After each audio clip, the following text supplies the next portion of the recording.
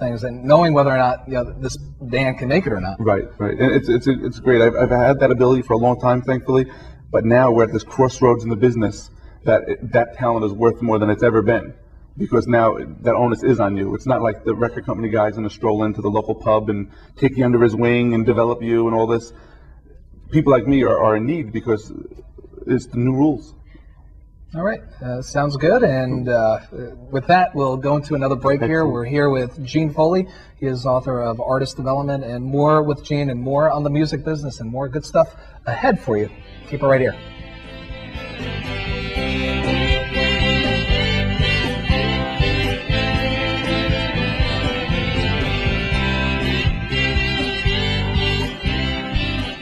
And welcome back to Community Corner. We do have one final segment with Gene Foley. He is an agent in the music business, consultant, and everything else. Wear a few hats, right? Yeah, you're involved with a lot of things, which probably for you keeps things very interesting. Exactly. You never know. Every day is different, that's for sure. One day you're, negotiating a deal with one of your producers, working with, U2 or something, and the next day you're helping some band from Florida arrange their songs and everything in between. So it's fun. Do you enjoy one over another? Because when you're dealing with a U2 or a big name act, there's a lot more recognition for somebody like that. But I know you mentioned in the previous segment that you love being able to hear something that maybe somebody else didn't, and developing that band. Yeah, that's probably my favorite part of the business and the most rewarding. Yeah, it is. It's some of the other things pay better, but that section of the business is certainly the rewarding part. Watching someone go from a certain level to a higher level just with some hard work and a little direction, because that's what most people need. There's so much talent out there.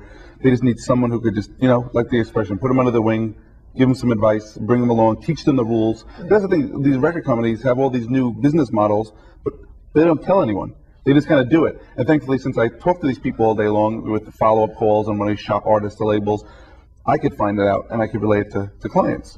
But without that middle person, these poor people would be flubbing around trying to make it, not even realizing they're not playing by the right rules. It's crazy. Well, you say that, and how challenging is it to sign a record deal with one of the major labels?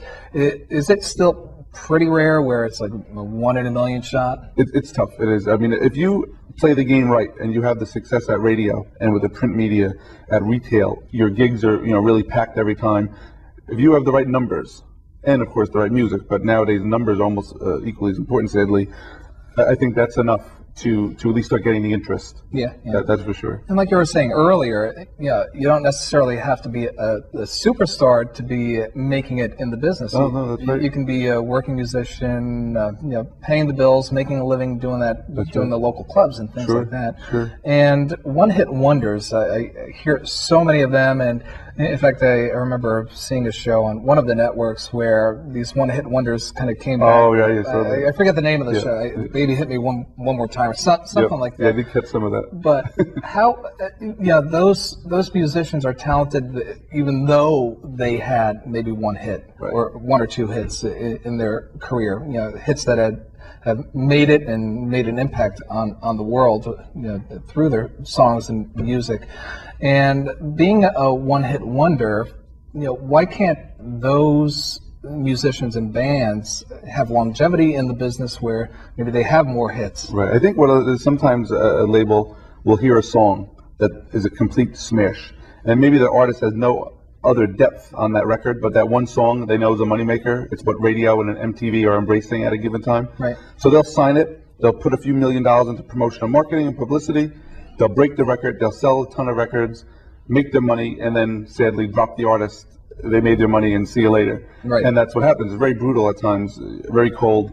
I've had a major label client years ago.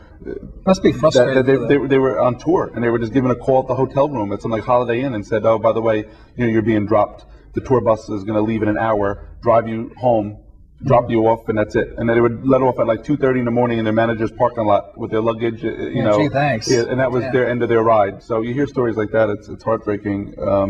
It's a brutal business in a lot of ways. But I think with the one-hit wonders, and you hear that there's a lot of groups constantly that they have that one big hit and you never hear from them again. Yeah. And we've all been victimized by it, where you hear that one song, you go buy the record for $15, and what happens? You get it home and there's the one good song and the rest of it stinks. Yeah. And you're out $15. Oh, I have many CDs like that. Exactly. We've all been there. Yeah. So I think one thing with the digital downloads, where legal downloads, iTunes and things where people could buy the one song, I do think that is going to force labels to make better records, because from a business standpoint, you want to get as many of those $15 sales as you can.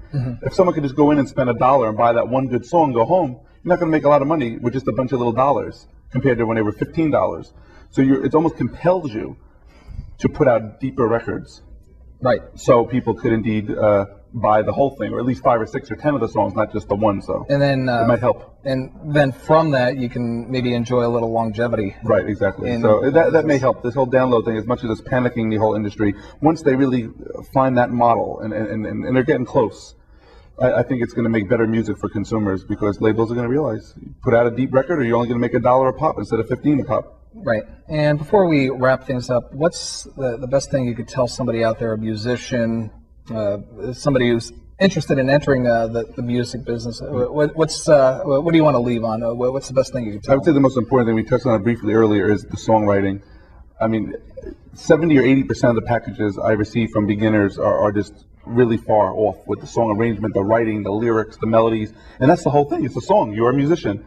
Write songs as best as you can. Write, rewrite, write again, and read as many books and go to seminars and conferences and anything to learn, because this is a business. Learn as much as you can. Exactly, and the whole do-it-yourself mentality is more prevalent than ever it's been. Yeah, and where is your book available? It's Barnes & Noble's nationally, as well as the Barnes & Noble website, or you could even order it from our website. Through our site, it actually comes hand-signed and personalized.